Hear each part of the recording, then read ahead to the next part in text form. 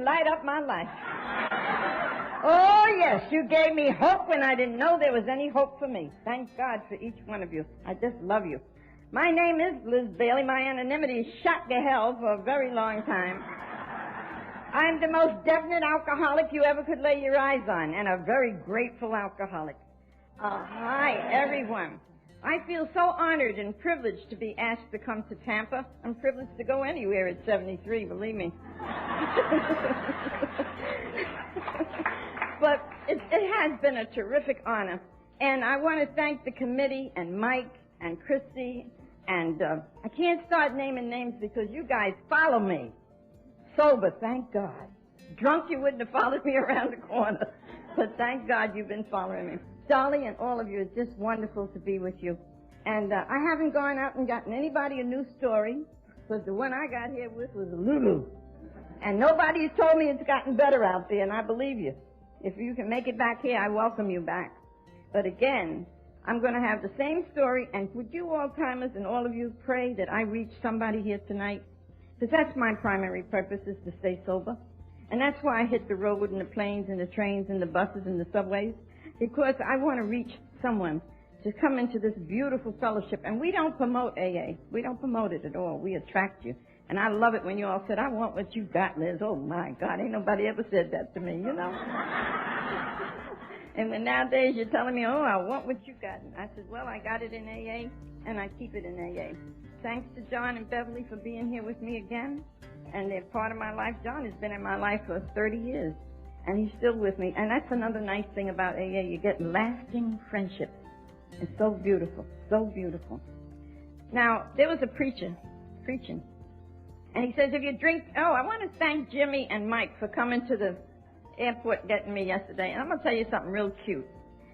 They was there with my name up, and I went over and I kissed Mike. Hi, Mike. Then I went over and kissed Jimmy. Hi, Jimmy. And there was another little fellow standing there, and I said, are you with this crowd? He said, no, but I'll take a hug.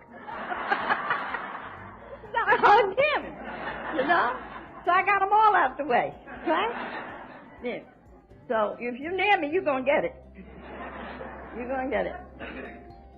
This minister was preaching, and my minister friend is with me this weekend again. We've been privileged to be together quite a few times, thank God.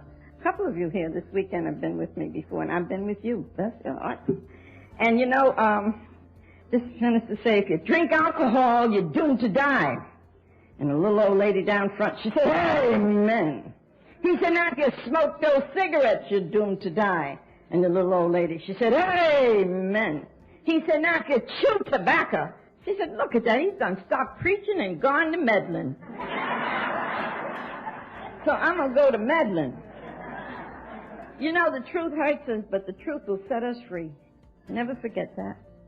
I'm the oldest of 5 children. And I learned last night that Irene and I were born in the same hospital. Different dates, of course, and the hospital isn't there anymore. But at least we got a chance to get born there. In the Cumberland Hospital in Brooklyn. That's where I was born. And oldest of 5 children. Jeanette, I haven't gone out and got you a new story, baby. I'm going to give you the same stuff warmed over. Believe me. And my mom made my first drink at the age of 12 years old.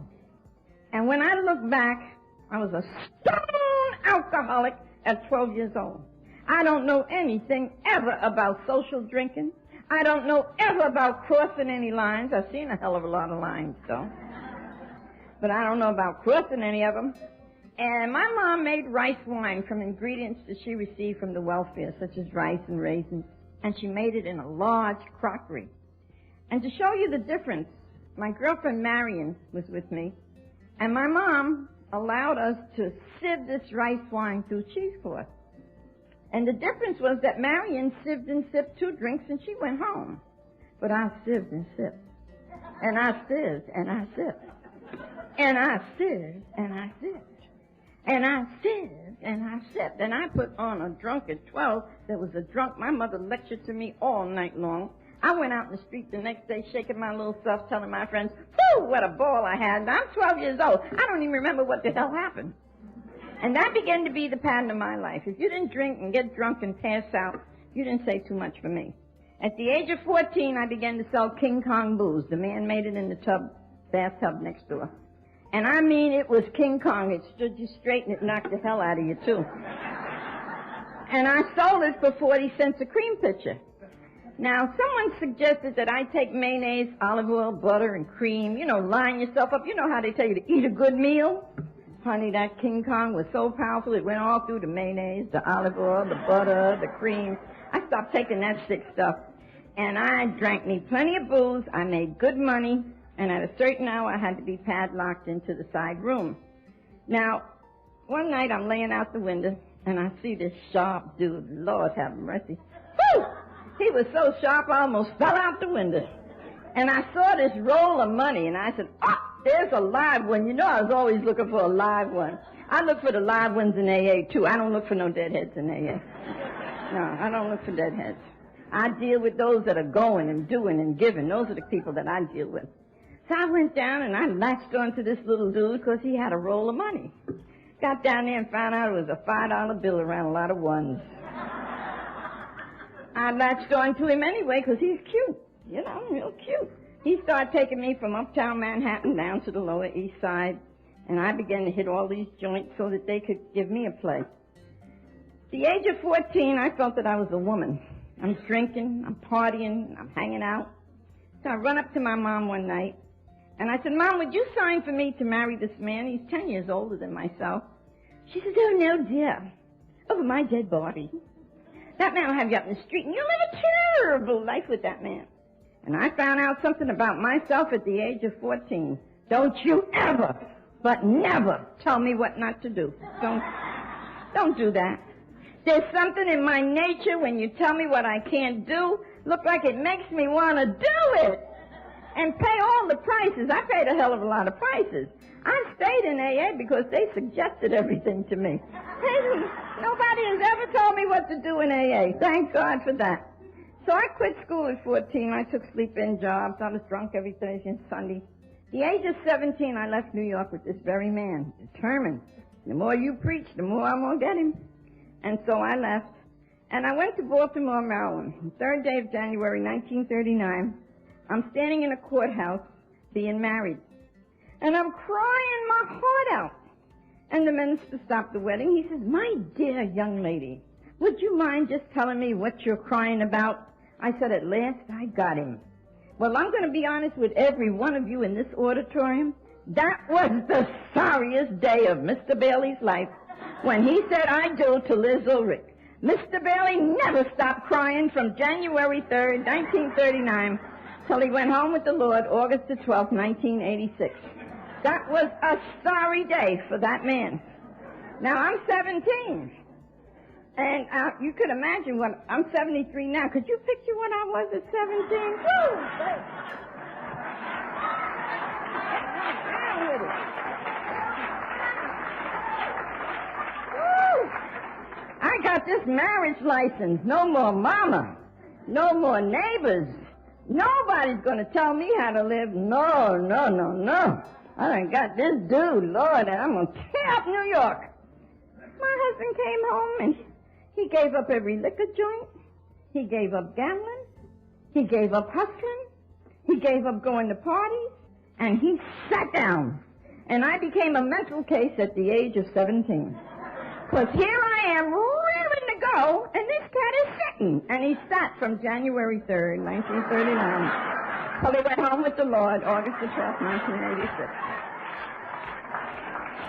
And honey, let me tell you, I couldn't take that sitting down. I couldn't take it. And I started nursing my little drink through the week. I look forward to weekend drunks. Now I have to have a drink to wash, to iron, to cook, to talk. Then I began to watch changes come over me. I began to curse.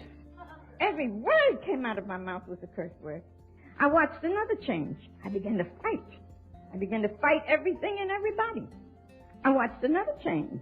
We can see the changes. I began to leave my house from 1 day to 3 weeks at a time. I'm watching me go down. Many people pull me up on the carpet. Why do you drink the way you do? Why do you act the way you do? You have a beautiful home. I didn't call it a home. It was a house. There was no love there. I had every material thing any woman on this earth would want. Mr. Bailey happened to be a furrier girl.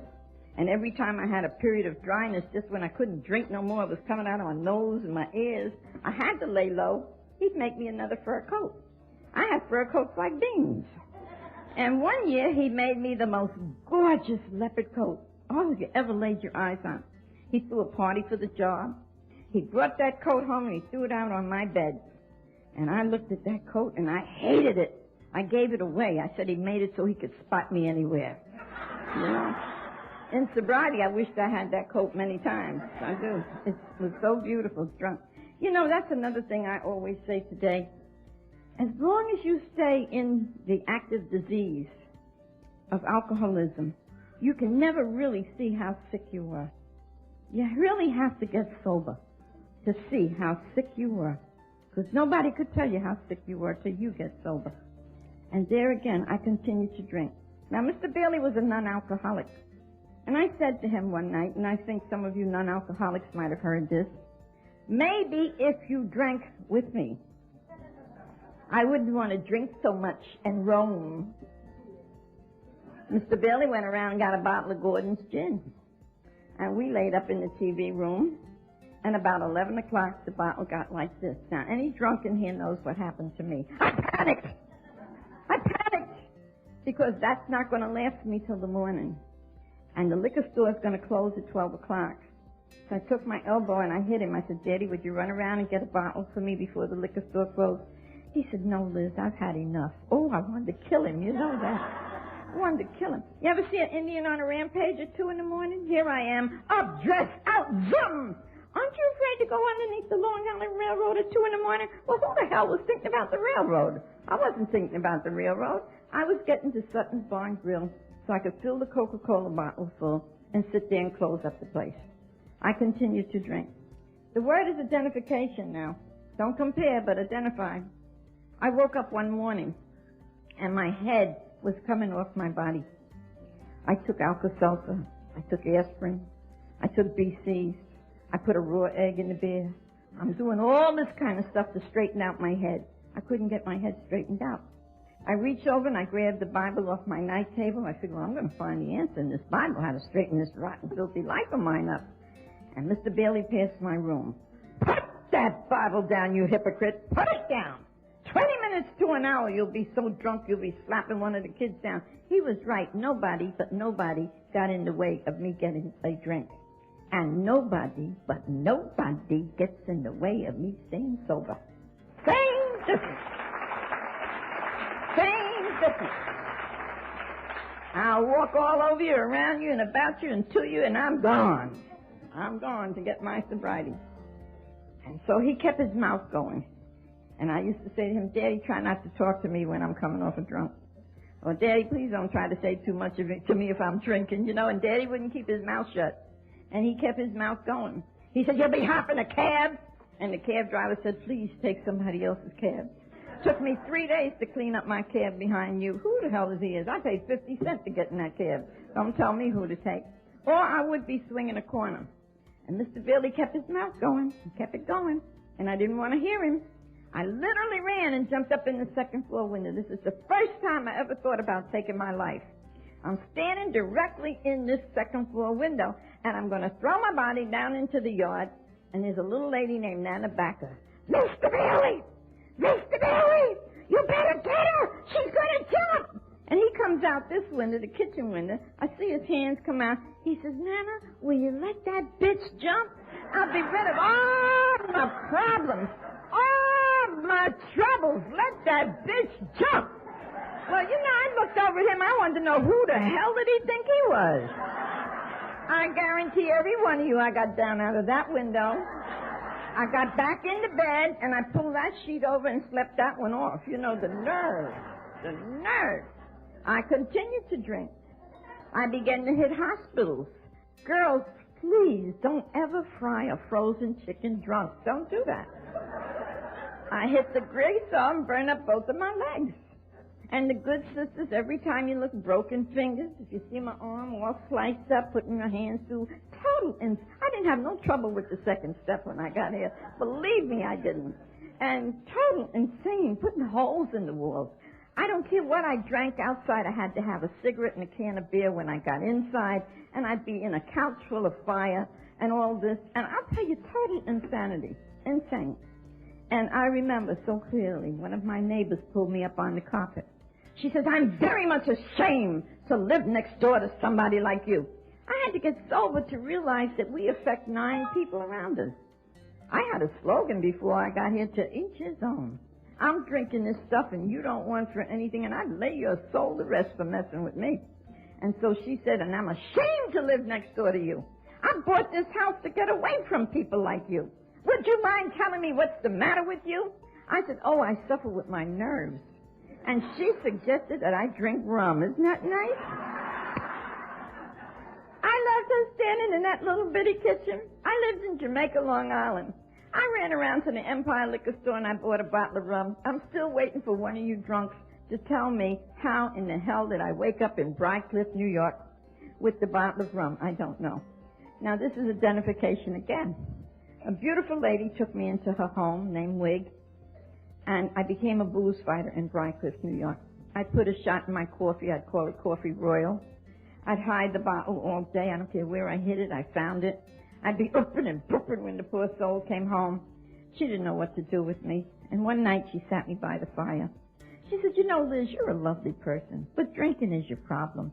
She says, I put my husband out of here for his drinking. And she kept lecturing to me. And now I'm so full of guilt and remorse because I'm up someplace that I don't know where I'm at. I'm away from my 3 children, and I don't know what's happening to me because I can't put this booze down. So I said, well, I'll sit in the Catholic Church all day just so I don't touch a drink. Well, I did. I sat in the church till 4 o'clock. I walk out the church and I walk straight into the bar. Identification now. Would you please give me one drink so that I can relax? Now, I sat in the church all day, but I need a drink to relax. Because I'm going to peel this lady's potatoes tonight and get her dinner started.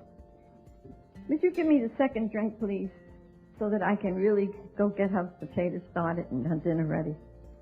The third one they gave free, so you don't walk out on a free drink. That's not nice. That is not nice. I never walked out on a free drink. Then I've got to buy one back to look good. It's very important that I look good. And then when you get to the 4th or the 5th drink, the hell with on her potatoes, baby, let's roll. So, you know, the lady never got any potatoes from me. You know that. I came back to New York because my little girl wouldn't eat. And Mr. Bailey would always throw me out in brown bags and shopping bags. And now I'm sleeping in an unfinished basement. Don't drink down there. Don't smoke down there. Take care of my children in the day till he let me back in. I continue to watch me go down. I never forget, I went out and had a lousy $2 beer drunk. I came in and Mr. Bailey said to me, oh, look at this, you're drunk again and no dinner. I said, I've told you don't argue with me. I told you to keep quiet. I said, do me a favor, see me up to the bedroom. I remember he walked me 3 steps. I had a black suit on, a gold coat. When I came to, I was stretched out on a bench, a policeman sitting at the foot of me, people walking on the ceiling, my front 2 teeth doing one of these things, and blood all over me. And it took me 3 weeks to find out what happened to me. I totally blacked out on that 3rd step going up to my bedroom. And it took me 3 weeks to find out. I tried to kill Mr. Bailey in the blackout. I had smashed up everything in my home, and I had to be bashed in the mouth to knock me out. I had gotten so violent. And the guy standing in the door at the hospital just like this, big guy, I went over to him, and I don't know how I answered the questions, but he said to Mr. Bailey, take her home. And when Mr. Bailey, I said to him on the way home, man, don't you lay down. Don't lay down. Please don't lay down, because I'm going to get you if you lay down for taking me to some hospital. And Mr. Bailey was smart. He sat up in chairs for 3 nights. He never laid down. And I'm glad he didn't, because I might have gotten him, because I'm crazy now. And I continued to drink. He came to me one day and he says, Liz, you're the nicest wife when you're sober. Drunk, you're a Jekyll and a Hyde. Why don't you try this AA? When you desire a drink, run over to the phone and pick up the phone and call someone to talk you out of the drink. I don't know about Florida, but I know up in New York and going across this country, I don't hear this anymore about telephone therapy. They beat that into me when I got here. Pick up that phone. You might save another person's life on the other end. It's not just your life. It's a we program, not a I, me, my. Well, I'm not going into the flowery words of what I said to Mr. Bailey, because cursing is my character defect, and I really have worked hard on that, not to use profanity. I'm not going to stand up here and tell any of you that I'm perfect, because I can say something nice to you. Would you please move that over there? Monday, right? Tuesday, darling, would you please move that over there? Wednesday, dear, didn't I ask you Monday and Tuesday to move that over there? Thursday, move that so-and-so thing, and everything moves. And I have to say to my family, I'm out speaking to people all the time. I don't curse nobody to get them to understand me. I don't like doing it in my home. I really don't. But I found out some people don't understand you talking nice to them. They think you're weak, sick, and simple, you know?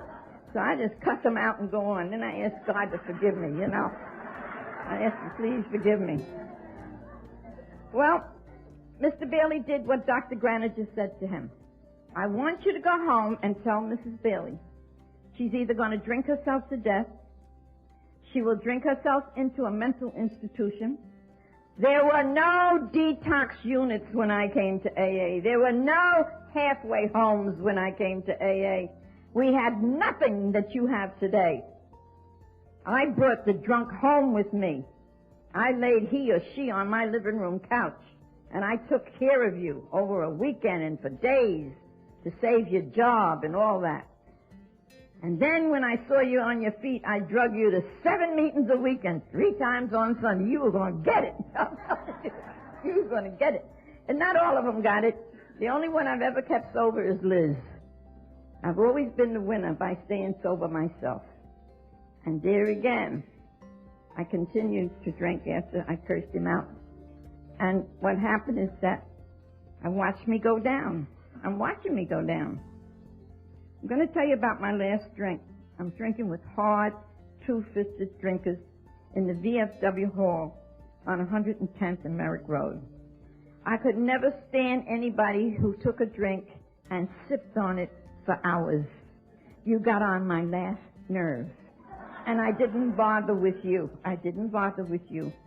See, I wanted somebody that was drinking like I was. And there again, I got a phone call this day from one of the guys in the post. I took and banged the phone up on him because there was a lady coming to see me to sell some insurance for the house. I hadn't seen her since I was 8 years old. I really wanted to see her, and I know me now. I know me so good that once I pick up a drink, I'm not in the position to tell not one of you in this room what's happening to me behind it. I don't know what's happening to me. I woke up so many different places. I've been beaten to a pulp so many times that I couldn't come out of my own home for 2 and 3 weeks at a time. I know what it is to be in the streets of New York. I didn't come into AA through a bedroom. I came in through the streets of New York. And there again, I got the second call from this gentleman. And I said, man, don't bug me. Leave me alone. There's a lady coming, and I really want to stay here and see her today. This is my last drink I'm telling you about. I banged the phone up on him the second time. I remember I went around to the store, and I came back. He was on the phone for the third time. He said, Liz, do me a favor. Hop a cab. I'll introduce you to the people. I'll put you back in the cab, and I'll send you home to your company.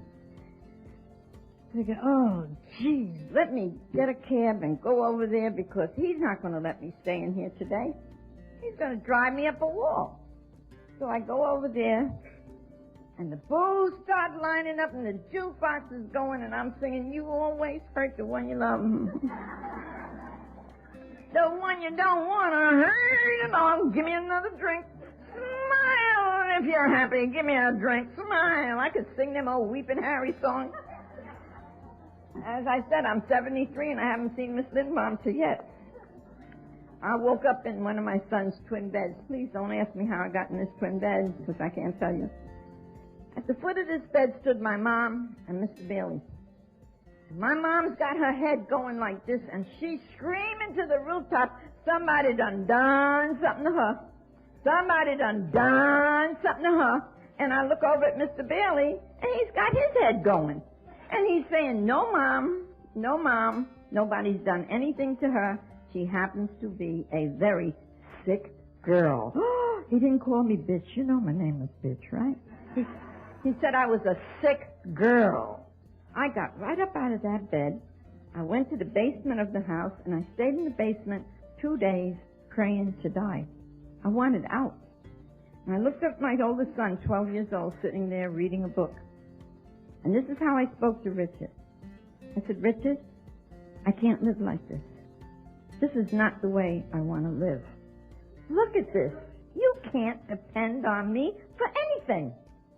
And I started to scream, and oh, God, please help me. I've never screamed to God so as I did the second night in that basement. And God answers you.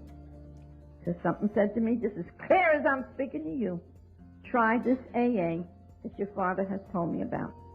I took the telephone book down off the closet, called AA, and they didn't have anyone to send me.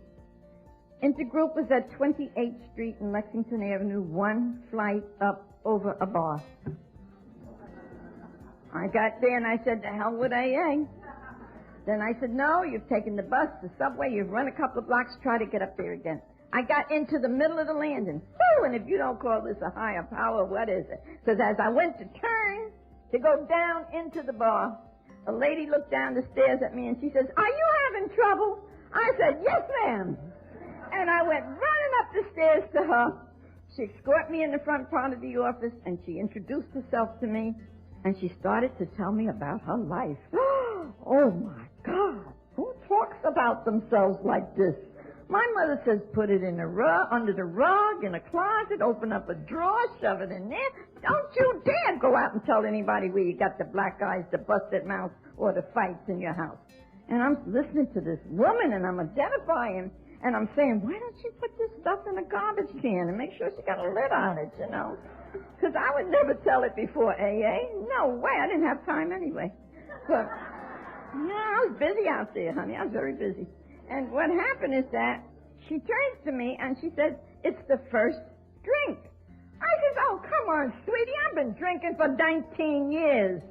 She said, Liz, when you pick up one drink of any type of alcohol, even down to cough medicine, it is only a matter of time that a compulsion sets up into you that you have to go all the way.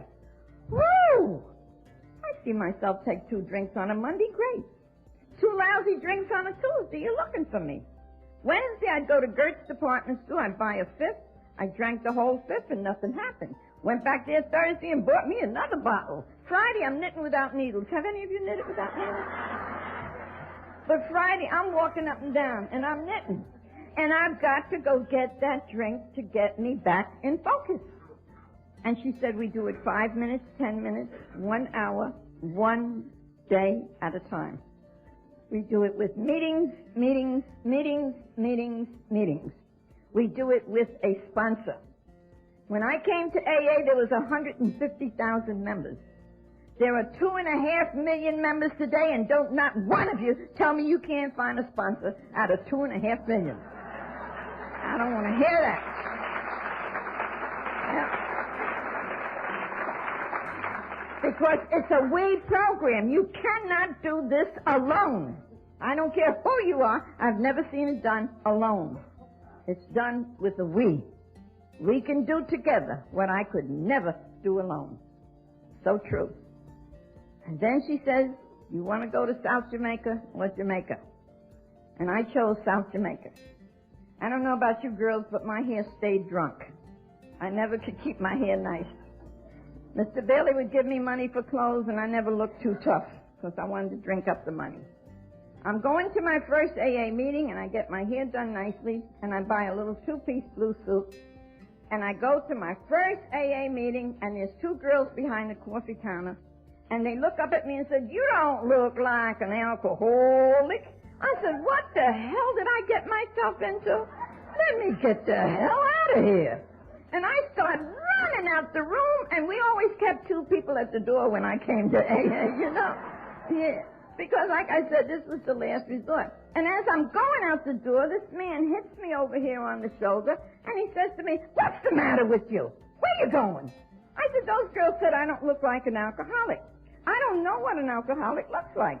I'm about to lose my mind. This is just how I did it. I'm about to lose my mind, my home, my children, and everything through drinking. He said, have a seat, sweetie. You in the right place. They put 2 tables together that night, and they all sat around and they shared their strength and their hope and their experience. It is but for the grace of God. Whew. But for the grace of God. Alcoholics Anonymous, Al-Anon, Alateen, Alatat, OA, GA, PA, NA, EA, FA.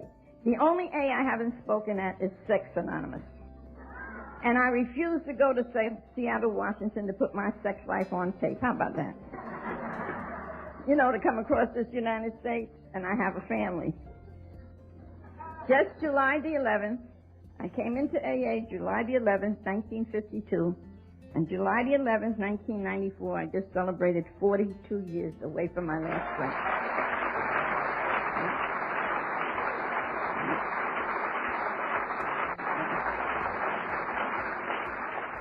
And I want every one of you to remember that I'm not cured.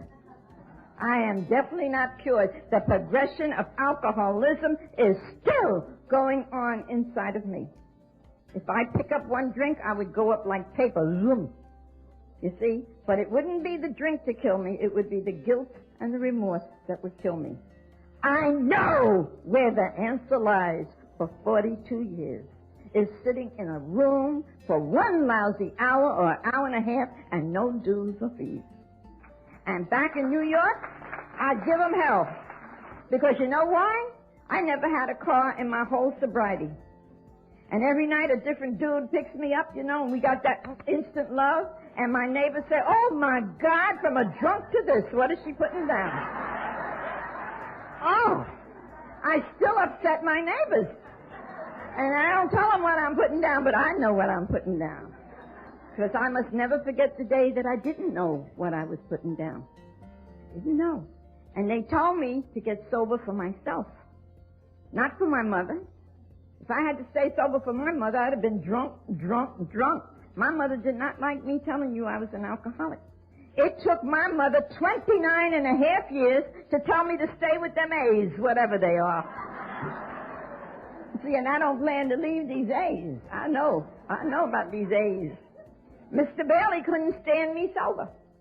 Mr. Bailey took my first 10 years, and I mean he worked overtime to get me back into the streets of New York. But I thank God you didn't tell me to get sober for Mr. Bailey. 32 years ago, I had the honor and privilege of speaking for our late co-founder, Bill Wilson, at the Hotel Commodore to 2,700 people that night. Mr. Bailey shook my hand and said I did a good job, but when we arrived back at the house, he banged and he screamed that he had to get rid of me, that he couldn't stand me in this sobriety another minute. And I used the 3rd and the 11th step at 3 o'clock in the morning, and God spoke to me like I'm speaking to you. If I pick up one drink, I don't have Liz. When I pick up one drink, I don't have Mr. Bailey, and I didn't have him anyway. And when I pick up one drink, I'm not in that house. See, my friends take a drink and go home. I take a drink, I leave home. See, I don't stay. So I know me. Know me very good. And there again, I went back 8 years ago to take care of Mr. Bailey in his last days because I want to tell you something. Many years I've stood on these platforms and told you how much I loved him.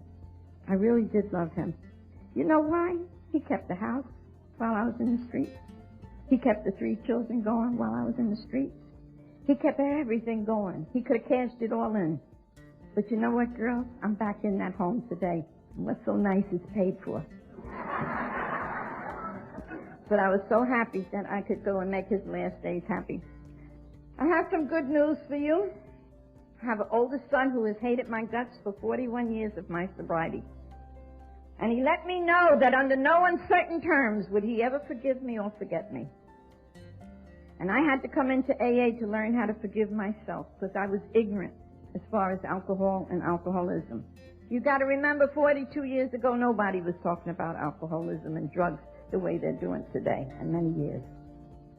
And I found a God in AA. It took me 5 years. And I found a God that has forgiven Liz Bailey 70 times 7. So any man, any woman, any child that wants to hold my past over my head, I've got to let it be their problem. It is not mine. And I keep love and prayers in my heart. February 14th last year, just coming out of my 9th operation, I've been cut to pieces 9 times in 41 years. God keeps bringing me back. And he keeps bringing me back stronger every time.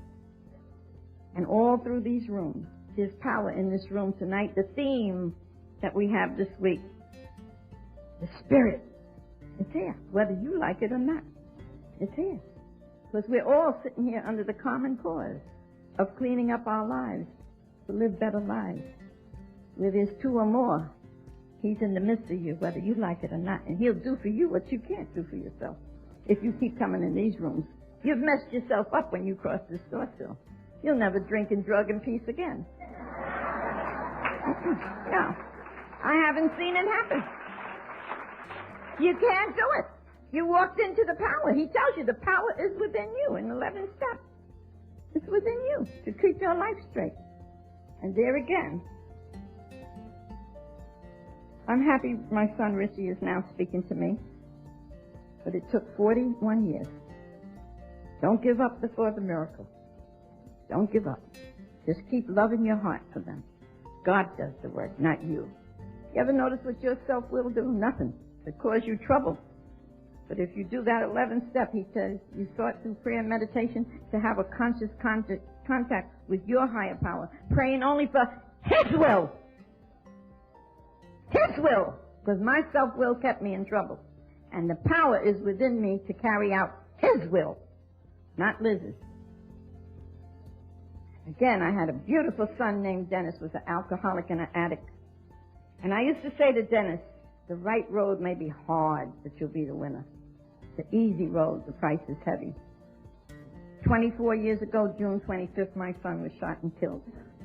My father hung himself while I was sober. Oh, you're going to be tested in sobriety, sweetie. Oh, yes, I'm living here to tell you you're going to be tested. But if you pass those tests that are given to you in this life, he's got something good for you. He's got something good for you. Yes, wait patiently. You'll see. And there again, Dennis was shot and killed. My father hung himself. My sister went into Manhattan and jumped 30 floors. Isn't it wonderful I didn't have to pick up a drink about any of that? I used to drink for everything. Drink for every reason. I didn't have to do that here. And I didn't do it alone. I did it with many beautiful people. Dolly is even one of them. John. They were all with me, right with me. Do it all. You don't have to do anything alone anymore. In fact, you don't have to drink anymore or drug anymore. There's too much help out here today. Too many places that you can find yourself. I have a beautiful daughter. I stopped drinking when she was 5. I thank God today she doesn't remember me as an active drunk, so she would use my drinking to hurt herself a little bit more. And she'll look at me today and she says, I can't be like you, Mother. I don't ask anybody to be like me. Be yourself. To thine own self be true. She's just coming out of her 6th mental breakdown. I've had 6 horrible months past. But you know what I know? I got the message. This too shall pass. It's not going to stay this way.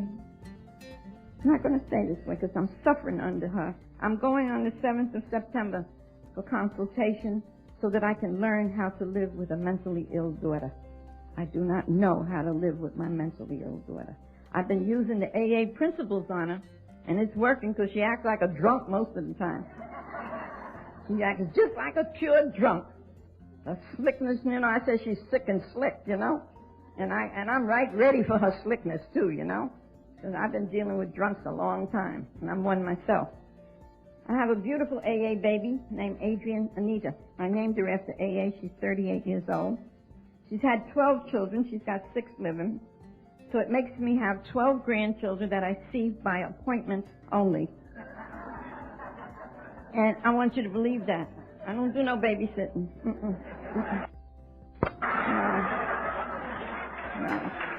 I do not do no babysitting. No. I've raised my children. I'm not raising any adults anymore. I'm not raising them. I have 2 great-grands that I never dreamt that I would have, and 1 grandnephew. I've had a fantastic life in Alcoholics Anonymous. I've gone up and had 3 operations in 6 weeks. The doctor says you have cancer. He says, I'm going to give you 6 months to live. I said, please don't talk to me like that. I'm in a fellowship that teaches me I live 1 day at a time. I'm now 27 years an arrested cancer patient, and my motor's running fine. Oh, yeah. Again, I'm telling you, you're sitting in the most powerful fellowship in the world. I had a heart attack. I had my throat cut from ear to ear. They took 2 glands out. I couldn't speak. I said, okay, Lord, you through with me speaking? It's all right. You're not through with me. He brought me back more powerful. I have to stand up here and say, cool it. I've seen you come up half the chairs with the power that's within me come out. I've seen it. Last year, I was cut open and closed back. I've never seen anybody open and close back to tell you about it. And I called the nurse in the room one night and I said, I want to make a confession to you. What is it, Miss Bailey? I said, I feel like I'm dying. And I want to make a confession to you that I have tried to live a good life. I've really tried to live this good life. And I believe in God. Oh, Miss Bailey, you don't tell God when to take you. He knows when to take you. I said, let me shut up with this woman, you know.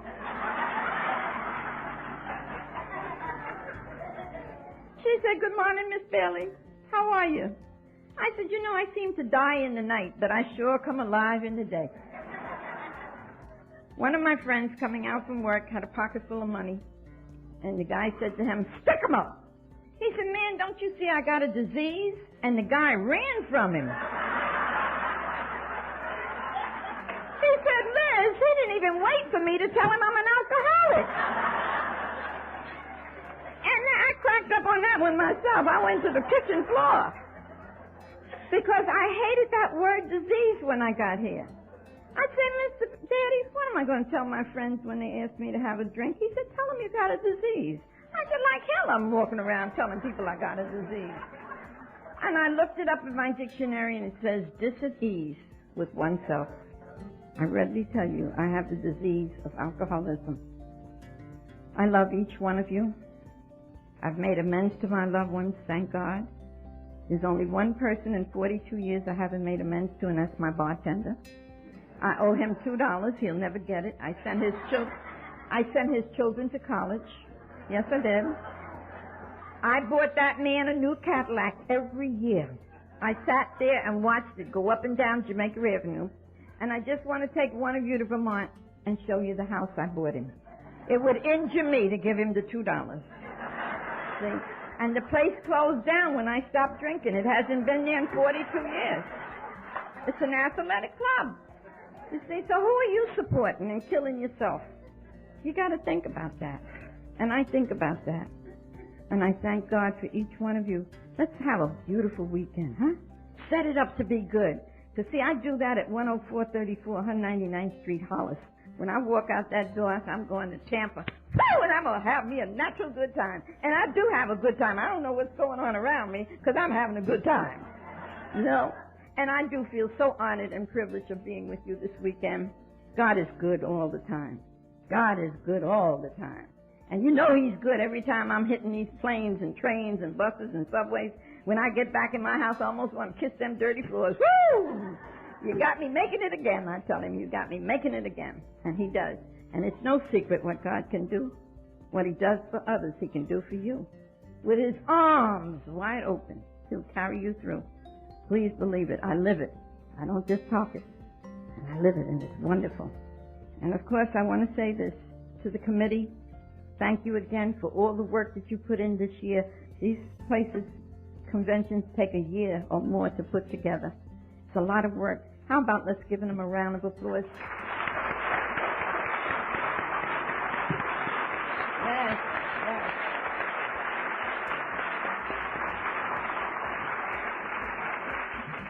I have a primary purpose, and my purpose is to stay sober. And every time I'm allowed to share, I pray very hard that I reach just one of you. My daughter will say to you, oh, there she goes to save the world. No, I'm not looking to save the world. I just want to touch one, that you'll stay here. And for my friends who traveled so many miles today to be here tonight with me, oh, God, I love you. I do. I just love you. Because you just keep showing me that I'm not doing it alone. I'm doing it with a higher power that took me 20 years to put him first. Seek God first in his kingdom and his righteousness. It has nothing to do with religion. It's strictly spiritual. Because we have a spiritual sickness, whether you like it or not. And if you can put God first, then all things will be added unto you. And again, if I've touched just one tonight, then I, Liz Bailey, I have not lived in vain. Thank you so much.